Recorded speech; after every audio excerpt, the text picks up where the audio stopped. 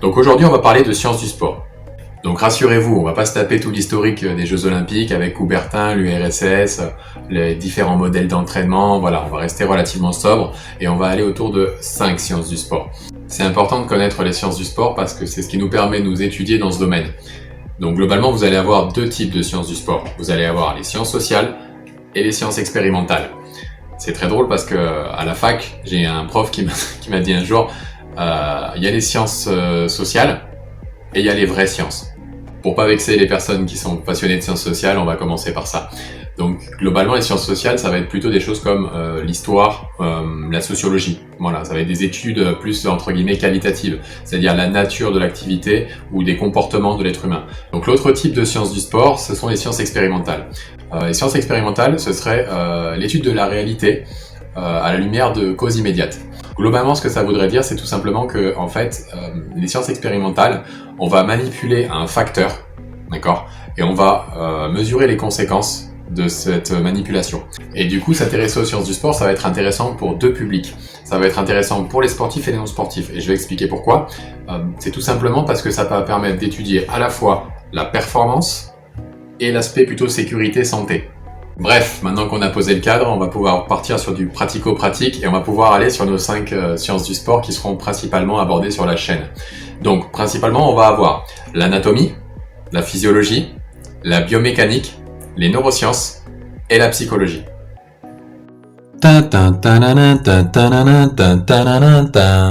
Anatomie. Donc globalement, en cherchant une définition dans le dictionnaire pour anatomie, on va tomber sur ça, et là je vais vous la lire.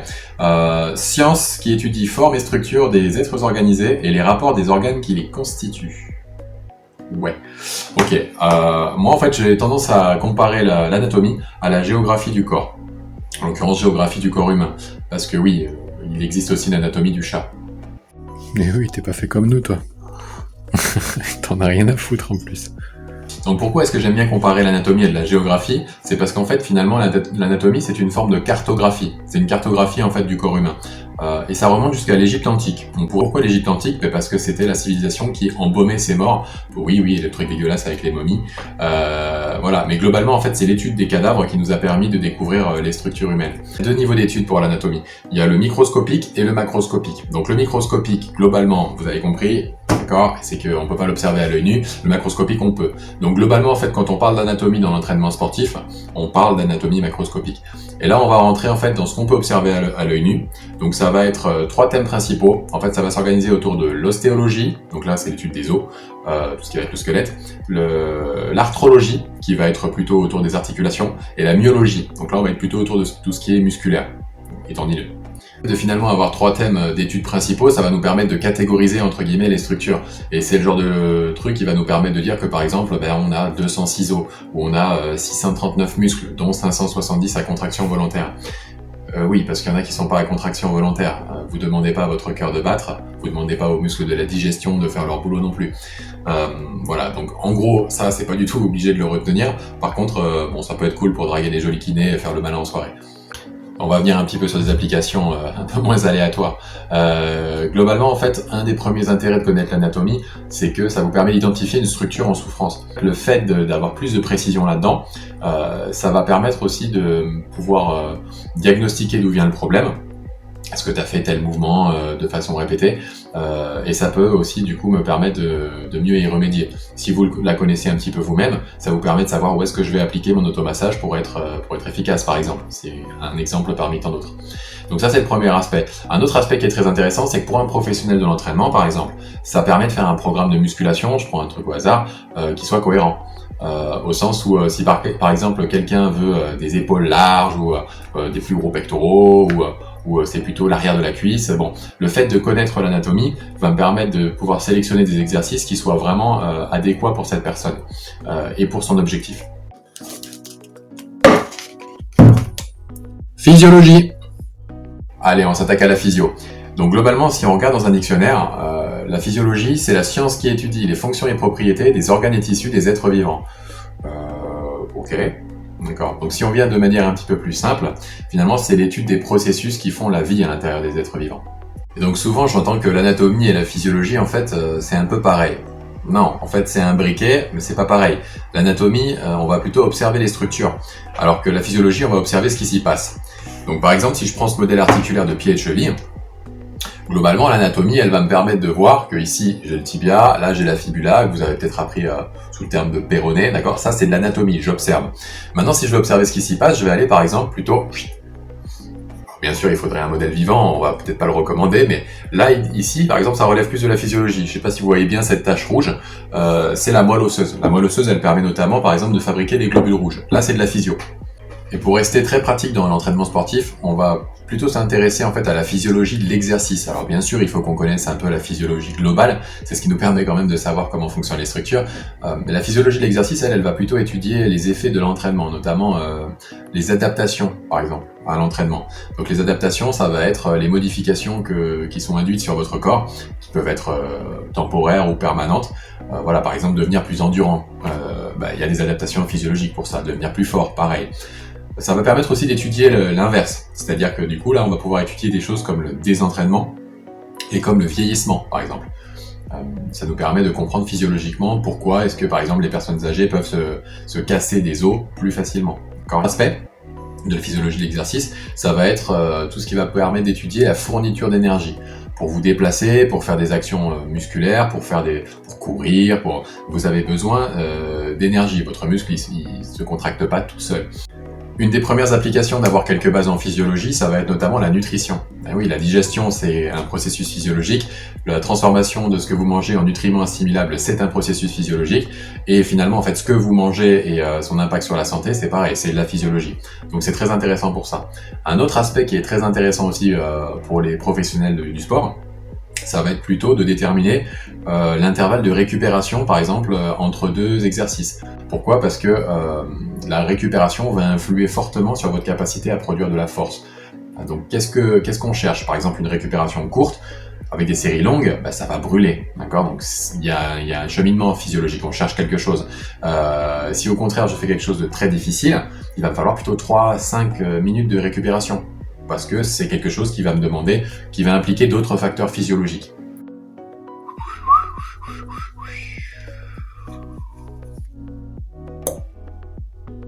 Tadam, biomécanique. Allez, on passe à la biomécanique. Donc si vous me suivez sur Instagram, Romain Prépa, vous savez que la biomécanique, c'est quelque chose qui me passionne. Donc globalement, en fait, comment est-ce que je pourrais la définir ? La biomécanique, en fait, c'est l'application de la mécanique sur des organismes vivants. Et là, vous allez me dire, ouais, mais Maurice, t'es gentil, globalement, c'est pas très clair. La mécanique, en fait, c'est une science physique qui étudie les forces et les mouvements. Donc, si on veut faire une définition de la biomécanique, on pourrait dire que c'est l'étude des forces et des mouvements sur des organismes vivants. Et il y a une raison pour laquelle on parle d'organisme vivant dans cette définition, plutôt que juste d'être humain ou de corps humain. C'est en fait la même qu'en anatomie, c'est qu'il existe une biomécanique du chat, du cheval, de la baleine. Bon, je vais pas aller emmerder le chat encore, et j'ai pas de cheval et j'ai pas de baleine à disposition. Donc globalement, vous avez un peu compris l'idée. En fait, la biomécanique, bien sûr, on va s'appuyer dessus pour faire l'analyse du mouvement humain, mais par contre, ça n'est pas l'objet de cette science. La science dont est l'objet l'étude du mouvement humain, ça s'appelle la kinésiologie. Kinésio pour mouvement et logie pour science. D'accord ? Il faut savoir par exemple qu'au Canada, les coachs sportifs sont appelés des kinésiologues. Ils sont considérés comme des spécialistes du mouvement. Donc concrètement, en biomécanique, ce qu'on va faire, c'est qu'on va prendre les principes de la mécanique et on va les appliquer sur des structures vivantes. Donc en l'occurrence, pour l'entraînement sportif, ce sera le corps humain. Donc ces principes, ils ont été découverts par des vieux barbus plutôt brillants, qui des fois avaient des perruques. Donc par exemple, Newton et Euler. Globalement, ils ont étudié des phénomènes physiques dont vous avez entendu parler. Des choses comme par exemple l'inertie, des choses comme les forces, des choses comme l'attraction gravitationnelle. Pour appliquer la biomécanique au sport, on va utiliser deux niveaux d'analyse. L'analyse qualitative et l'analyse quantitative. C'est quoi la différence ? L'analyse qualitative, en fait, on va plutôt être dans l'observation. C'est-à-dire qu'on va prendre par exemple une course ou un saut et on va observer par exemple la trajectoire. On va comparer ça avec une technique optimale. Là, on est dans du qualitatif. Sur du quantitatif, on va être plutôt sur de la mesure. Et finalement, vis-à-vis du sport, c'est ça qui rend la biomécanique très intéressante, c'est que ça nous permet d'étudier vraiment le mouvement pour la performance. C'est-à-dire que par exemple, si je suis entraîneur de sprint et que je veux savoir si le départ de mon athlète est bon, je vais pouvoir comparer éventuellement à des modèles, je vais pouvoir voir si mes alignements entre mes articulations et mes segments sont bons, je vais pouvoir voir si la personne se relève trop tôt, pas assez tôt, si au niveau de son genou, de sa hanche, il y a quelque chose. Voilà. C'est quelque chose qui va être un outil vraiment très puissant pour l'entraîneur. D'accord ? Ça, c'est un des aspects qui est intéressant de la biomécanique. Un autre intérêt de la biomécanique, ça va être cet aspect justement quantitatif, de pouvoir mesurer la performance. Ça va me permettre aussi d'étudier, si je reprends mon exemple d'entraîneur de sprint, ça va me permettre d'étudier si, par exemple, la longueur de foulée de la personne est optimale. En qualitatif, je vais l'observer. En quantitatif, je vais pouvoir mesurer les forces de réaction au sol pour savoir si elle est trop courte, elle est trop longue ou pas. Est-ce qu'il faut que je travaille à ce que mon athlète fasse de plus grandes foulées, ou est-ce qu'il faut que je travaille plutôt à ce qu'il ait plus de fréquence, d'accord ? C'est-à-dire que les foulées soient pas forcément plus grandes, mais par contre qu'elles soient plus nombreuses en termes d'intervalle de temps. Et pour finir, un troisième intérêt, et non des moindres, de la biomécanique, c'est que ça va nous permettre d'analyser les activités sportives et les risques de blessures.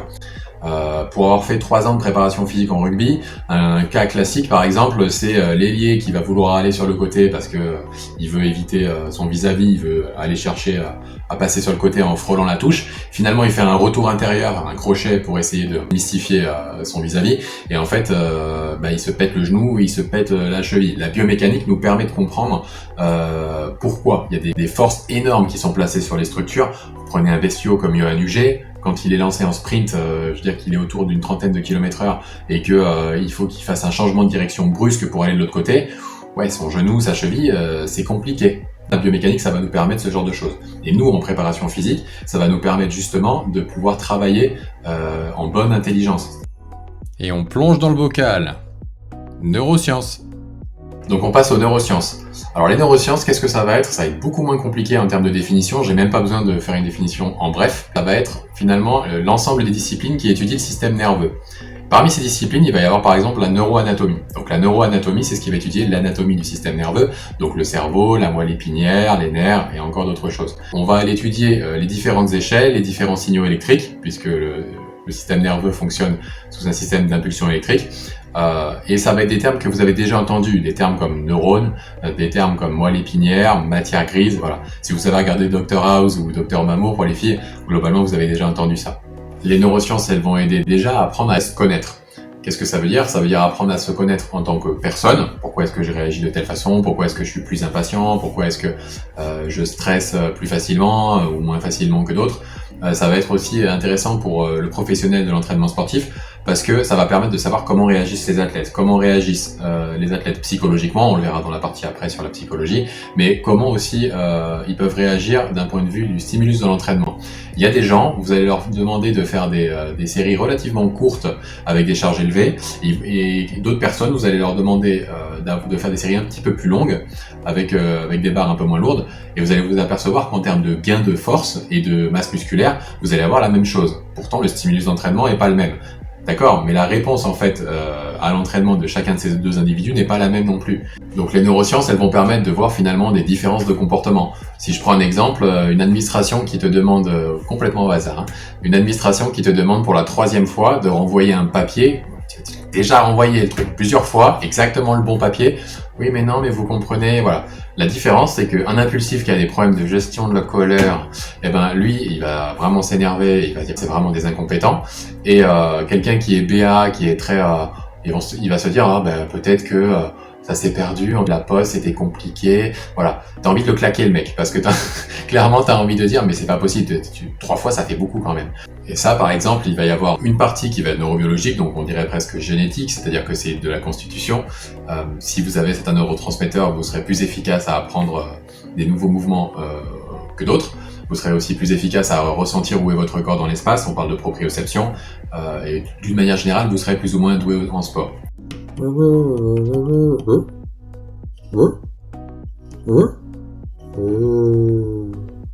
Psychologie. Et on termine avec la psychologie. Alors la définition de la psychologie, je vais pas vous l'inventer parce qu'elle est quand même relativement complexe, donc je vais vraiment vous la lire. Donc globalement, ça donne discipline qui vise la connaissance des activités mentales et des comportements en fonction des conditions de l'environnement. Bon, j'ai essayé un petit peu de remettre les choses dans l'ordre. En bref, ça donnerait plutôt quelque chose du style l'activité du mental et des émotions et la mise en place de comportements basés sur la perception de son environnement. Donc, un des intérêts de la psychologie, c'est que finalement on va pouvoir la croiser avec les connaissances qu'on a en neurosciences et on va pouvoir étudier des choses différentes. On va pouvoir étudier par exemple le fameux débat entre l'inné et l'acquis, que ce soit en sport ou pas. Là on parle de sciences du sport. Est-ce qu'il y a des gens qui ont un talent exceptionnel et est-ce que ce talent exceptionnel avec lequel ils seraient nés assurera qu'ils soient des joueurs pro internationaux juste s'ils se blessent pas, qu'ils s'entraînent correctement? on s'aperçoit que c'est pas toujours le cas et que c'est relativement complexe à démêler. Il peut y avoir cet aspect-là. Un autre aspect qui va être à la frontière des deux et qui va nous demander d'avoir des connaissances dans les deux domaines, ça va être des aspects comme la motivation par exemple, la concentration. Ça, ce sont des facteurs de performance en sport. Concrètement, vous faites du biathlon, vous n'êtes pas concentré, vous tirez pas dans la cible par exemple. Globalement, la psychologie moderne, ça remonte à la fin du 19e siècle, avec un nombre de courants qui est juste incroyable aujourd'hui. Voilà, on va parler par exemple du courant analytique, on va parler du courant comportementaliste, le cognitiviste, la gestalt, enfin j'ai des approches, il y en a des dizaines et des dizaines. Les moyens sont pas forcément les mêmes, les postulats sont pas forcément les mêmes, c'est-à-dire les éléments de base sur lesquels on s'appuie, les vérités qu'on prend comme acquises. Et des fois en fait il y a des courants même qui vont dire bon mais moi je suis d'accord avec toi sur ça et toi je suis pas d'accord sur ce point-là. Et sur ce sur quoi ils s'entendent pas, c'est chacun joue perso dans son coin. Donc du coup voilà, l'emblème entre guillemets de la psychologie, à tort ou à raison, c'est Sigmund Freud. Donc Freud, on pense que c'est un psychiatre, et c'est un psychiatre en effet, mais on oublie que cette personne était un neurologue à la base. Donc on en revient finalement à cette espèce d'imbrication entre les neurosciences et la psychologie. La psychologie elle est également très importante en sport et ailleurs, parce que finalement elle vient sur les besoins de base de l'être humain, donc on va pas commencer à partir sur la pyramide de Maslow et compagnie, mais en gros sur les besoins du lien social. L'être humain est un être social. Il vit en tribu, il se regroupe.